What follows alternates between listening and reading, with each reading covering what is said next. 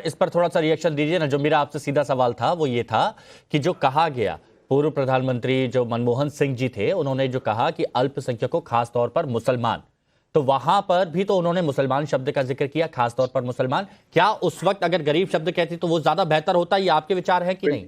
बिल्कुल होता। उन्होंने जो नेशनल डेवलपमेंट काउंसिल में जो ये इन शब्दों का प्रयोग किया, अल्पसंख्यक और एसटी ओबीसी सब संसाधनों के लिए, क्यों ही वॉज एन इकोनॉमिस्ट, तो उनके उस हिसाब से उन्होंने क्रॉस सेक्शन ऑफ सोसाइटी जो है उसको मुख्य धारा में ला करके इकोनॉमिक्स को सुधारना, ये उनका सोच था। लेकिन अपने को वो शब्द अच्छा नहीं लगा तो अपन ने कह दिया वो शब्द अच्छा नहीं। आज प्रधानमंत्री जी ने कल जो भाषण दिया है, मैं देखिए बड़े बुजुर्गों पे टिप्पणी नहीं करता हूँ बीजेपी वालों की, जैसे सोनिया जी के लिए क्या कर दूं, मोदी जी के लिए क्या कर दूं। उनका कल का जो स्पीच है ना, वो पूरे देश में क्रिटिसाइज हुआ है। उनको इतनी हल्की भाषा का प्रयोग नहीं करते। एक प्रधानमंत्री जो 10 साल के हो गए, 10 साल के प्रधानमंत्री को सबको साथ लेके चलना। अच्छा ठीक है, अब इस पर अब विनोद बंसल जी, अब आपकी बारी, अब आप बोलिए। 10 सेकंड। अच्छा बोलिए। हाँ 10 सेकंड और 10 सेकंड और। हाँ, अब ये जो हिंदू चैंपियन जो आज के प्रयोग में लाते हैं, हिंदू चैंपियन शब्द बन रहे हैं हिंदुओं के, इनसे तो आप एक सवाल मैंने कई बार उठाया, पूछ दीजिए कि ये भारतीय जनता पार्टी इनके समर्थक हैं, कॉन्वेंट मिशनरी स्कूलों में अपने बच्चों को क्यों पढ़ाते हैं? लाइन लगा के हाथ जोड़ते हैं एडमिशन करा, बस इसका जवाब लेते हैं। आपकी आवाज थोड़ी स्पष्ट नहीं आ पाई है।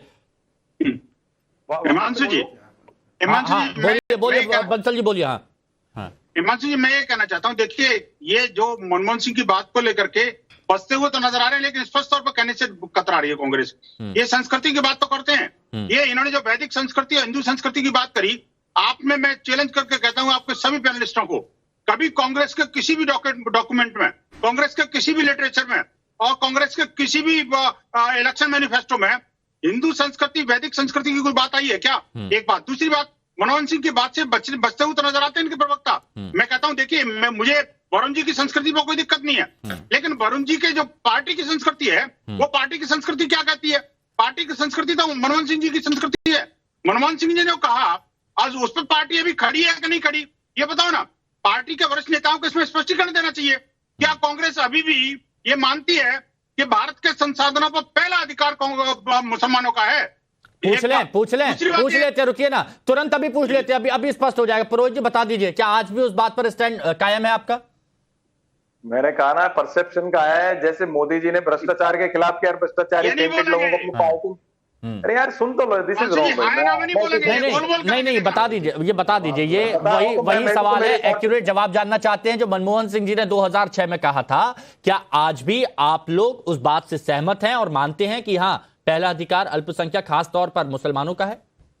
देखिए हिमांशु जी, एक्यूरेट जवाब दूंगा, पर एक मेरी जो पिछली बार आप कह रहे थे ब्रेक हो गई आवाज, एक एक्यूरेट इनसे जवाब मांगना कि जो कॉन्वेंट स्कूल, मिशनरी स्कूल्स में है, ये बीजेपी इनसे समर्थित लोग अपने बच्चों को लाइन लगा के पढ़ाने के लिए क्यों, मतलब ये मरे जाते हैं। मैंने कराया कईयों को एडमिशन, मैं पोल नहीं खोल सकता क्योंकि बच्चों की बात। तो अब आप पहले वो जवाब ले ले, फिर उसके बाद आपका जवाब भी दे रहा हूँ। देखिए अल्पसंख्यक शब्द का प्रयोग जो है वो तो जहां तक ठीक है, मुसलमान शब्द का प्रयोग नहीं होना चाहिए, हिंदू मुसलमान शब्द का प्रयोग नहीं होना चाहिए। और जो आप संसाधन, तो कांग्रेस के स्टैंड तो है ये, वो बोल रहे मुसलमान शब्द का नहीं होना चाहिए, वो बोल रहे हैं। नहीं, अल्पसंख्यक शब्द माइनॉरिटीज, हमने जो संविधान में, अरे आप कहां पर हो? क्यों नहीं बोला? आप कहां पर हो? आज तक राहुल गांधी ने क्यों नहीं बोला? ये कांग्रेस की तरफ से ऑफिशियल स्टेटमेंट क्यों नहीं जारी हुआ? आखिरकार हिंदियों को भ्रमित करके, देश के मुसलमानों को भ्रमित करके कांग्रेस के दफ्तर में बैठा देते हैं। आप ही बना दिया करो सारे ऑफिशियल स्टेटमेंट। अरे आप चाहोगे जैसे बोलेगी क्या कांग्रेस? अरे आप चाहोगे जैसे बोलेगी क्या कांग्रेस? कब तक बचोगे? चलिए ठीक है। नहीं, ये एक आमने सामने सवाल जवाब हो रहे थे, तो जरूरी था कि भैया एक दूसरे के जो सवाल है उनके जवाब मिल जाएं, क्योंकि अगर सवाल अधूरे रह जाए, जवाब अधूरे रह जाए, फिर मजा नहीं आता। दानिश कुरैशी जी, ये बयान पर जो सियासी तूफान मचा हुआ है, इस पर आपकी राय क्या है? क्योंकि बीजेपी मुद्दा उठा रही है, बीजेपी बता रही है कि भाई अगर ऐसा हुआ तो क्या होगा आने वाले वक्त में, आप देख लो। देखिए, मैं तो इतना ही कहूंगा अंशु कि एक बात बिल्कुल साफ कल निकल के आ गई राजस्थान से, भारतीय जनता पार्टी और मोदी जी हार रहे हैं, क्योंकि वो खुद उन्होंने कबूल कर लिया कि अगर विपक्षी पार्टी आएगी, मतलब उन्होंने ये संकेत दे दिया कि ये तो जा रहे हैं, ये तो क्लियर हो गया। अब रह गई दूसरे नंबर की बात, देश के प्रधानमंत्री पद पर विराजमान जो व्यक्ति हैं। कुरैशी जी, वैसे मैं बीच में किसी को टोकता नहीं हूं, काटता नहीं हूं, लेकिन ये बात पूछने का मेरा मन कर रहा हूं, मैं चाहता हूं कि आप इसका जवाब देंगे कि आपने कहा कि बीजेपी ये मान गई है कि अगर वो आ गए, यानी वो मान रहे हैं कि वो हार रहे हैं और बाकी गठबंधन आ रहा है, इंडिया गठबंधन। लेकिन ये बताइए, जब आप लोग बोलते हैं कि अगर वो आए तो संविधान बदल देंगे, अगर वो आए तो ये कर देंगे, अगर वो आए तो ये कर देंगे, तो अब आप लोग भी ये मान चुके हैं क्या कि बीजेपी आ रही है? देखिए मैं बताऊं आपको, देखिए मैं आपको एक बात बताऊं, संविधान बदलने की जो बात है ना, संविधान तो एक किताब के स्वरूप में लोगों को दिया हुआ एक डॉक्यूमेंटेशन है जिसको हमने एक कबूल किया। लेकिन मैं आपको बताऊं, संविधान का हनन आज भी ये लोग कैसे कर रहे हैं मैं आपको बताऊं।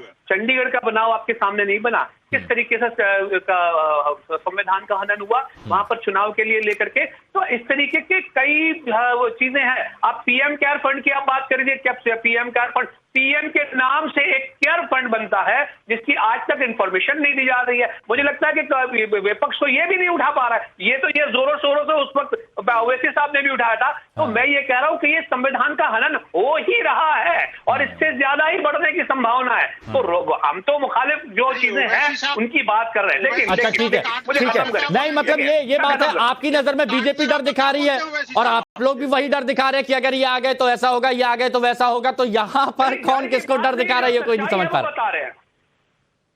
अच्छा जव्वाद साहब, मैं दोबारा से आ जाता हूं। जव्वाद साहब एक बात बताइए, माइनॉरिटी, मुसलमान हर कोई कर रहा है, लेकिन ये माइनॉरिटी प्रायोरिटी किसकी है, जरा आप ये बता दीजिए, विश्लेषक हैं आप। बहुत बहुत शुक्रिया आपका हिमांशु भाई। हाँ। और मुझे आज जो है माननीय प्रधानमंत्री जी के ऊपर बहुत दया आ रही, ना मुझे गुस्सा आ रहा है ना मैं इस बात से, लेकिन बहुत दया आ रही माननीय प्रधानमंत्री। और सिद्धार्थ यादव जैसे लोग और इनके पार्टी की प्रवक्ता लोग यहाँ पर मैं बैठ करके जो है नफरत, झूठ किस तरीके से परोस रहे हैं, हताशा तो साफ दिख रही है। लेकिन मुझे बस इन चिंटुओं पे बड़ी दिक्कत होती है। अरे बंसल जी कौन सी रनिंग कमेंट्री बंद करिए। अरे वो तो दानिश कुरैशी जी की पार्टी से, वो तो दानिश कुरैशी जी से बोलना था आपको, अभी तो सैयद जव्वाद बोल रहे हैं, उनको बोलने दीजिए एक बार। हाँ अरे ये इनकी रनिंग। और देखिए, हाँ बोलिए जव्वाद भाई। हिमांशु भाई, एक डरा हुआ शासक मरा हुआ लोकतंत्र चाहता। मैं तो माननीय प्रधानमंत्री जी भी इसलिए दया आ रही है कि चुनाव आयोग क्या कर रहा है अभी तक। माननीय प्रधानमंत्री जी सरेआम झूठ और नफरती बयानबाजी कर रहे हैं। तब के मनमोहन सिंह ने कहा ही नहीं, और इसको बड़े बड़े लोग ट्विटर के ऊपर चला रहे हैं माननीय प्रधानमंत्री जी का झूठ। और उसके बाद बड़े बड़े पत्रकार संस्था के अंदर जो है उन्होंने क्या पूरा माननीय मनमोहन सिंह ने स्टेटमेंट दिया था उसके ऊपर आ रहा है। नहीं तो मनमोहन सिंह जी ने ये कहा, और ये वरुण पुरोहित जी कांग्रेस के वो भी मान रहे हैं कि ऐसा है। हिमांशु, और ये हमने चलवाया भी, आपने सुना भी है। सुनिए Himanshu allow me to speak. हाँ हेलो हिमांशु जी, बोलिए मैं सुन रहा हूँ। हेलो हिमांशु जी, समस्या क्या है, माननीय प्रधानमंत्री जी का ये पहला कोई वक्तव्य नहीं है। जब आपको याद होगा 2019 के चुनाव चल रहे थे और पहला फेज गया, दूसरे फेज में भारतीय जनता पार्टी फिर से वही ध्रुवीकरण की राजनीति पर आ गई थी। पुराने स्टेटमेंट उठा के देखिए माननीय प्रधानमंत्री जी के, शमशान कब्रिस्तान कपड़ों से पहचाना जाता है, आ गई बात समझ में, तमाम तरीके के बयानबाजी। लेकिन मुझे हैरत की बात है, मुझे माननीय प्रधानमंत्री जी भारतीय जनता पार्टी से कुछ नहीं कहना, मुझे चुनाव आयोग से पूछना है, चुनाव आयोग क्या कर रहा है। अच्छा नहीं, चुनाव आयोग संज्ञान हैसियत है चुनाव आयोग की। ठीक है, चुनाव आयोग के जो मुख्य चुनाव आयोग थे बड़े बड़ी शायरी कर रहे थे बैठ करके, और आज चुनाव आयोग कहां मुंह छुपा। अच्छा जव्वाद भाई, मेरे को ये बताइए, ये आपने कहा कि इस तरह के बयान नहीं देने चाहिए जो किसी में डर दिखाएं और डर की राजनीति करें और उससे फिर वोट मांगने की अपील करें। मुझे एक बात बताइए सैयद जव्वाद भाई,